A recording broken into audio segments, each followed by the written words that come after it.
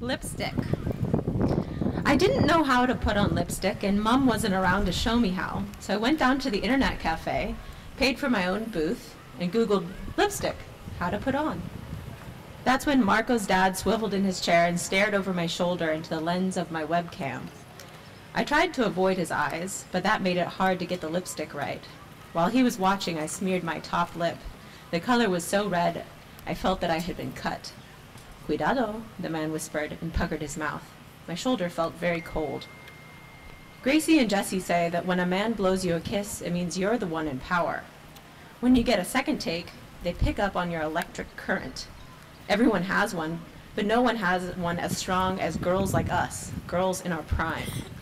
I wanted to believe them, but this was before I had tits, when I'd wear 2 or 3 jumpers to give the impression that that was where there was power there. Because that's where it comes from, right? Then they came in with a vengeance, like they'd been waiting until we left the country and there was no possible way James Thomas, footballer of the century, would ever see me again. Once they arrived, it was only fair to show the world that yes, I've got power, just you wait. It took me a few weeks to get used to piropos. That's what they call it when men whisper at you in the street. They stare, they hiss like snakes. The first time it happened, I was walking Jeffrey home from school and stopped to tie my shoe, my ass in the air, in my skirt that was shorter than I remembered. I heard this noise like a balloon losing air. Tss. It was the bald old newspaper peddler. He had a hand deep in his pocket, wriggling like he'd caught a fish.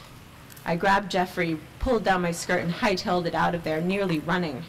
By the time we got home, I had tears in my eyes, but this unnerving high step, excited and terrified and thrilled, because here it was, my power. It had come at last.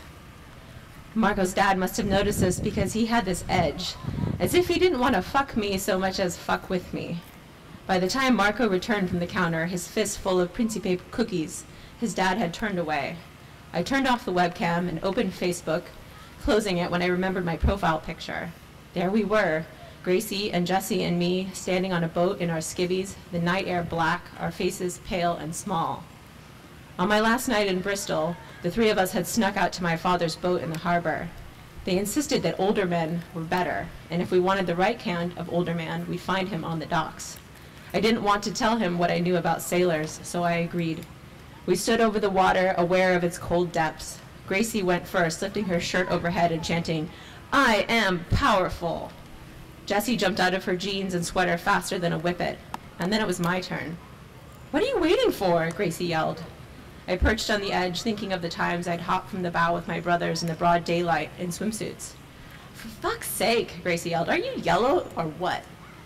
I pulled down my leggings and flung first one jumper, then the other, into the boat. I was unhooking my bra when there it was, a blinding white light glaring into my abdomen. "Jump!" Gracie yelled.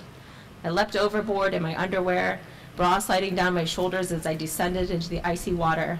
I still remember the rush, the ice cream to the brain chill that started at my temple and ran down my spine, igniting my nipples and streaming through to my toes. She was right. I was an electric current.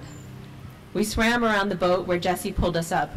We crouched, teeth chattering, shaking the water out of our hair while the light circled again 2, 3 times. It wasn't the cops. We hadn't gotten caught. It was the lighthouse. Of course it was. Nobody gave 2 shits about us, lost girls in the night.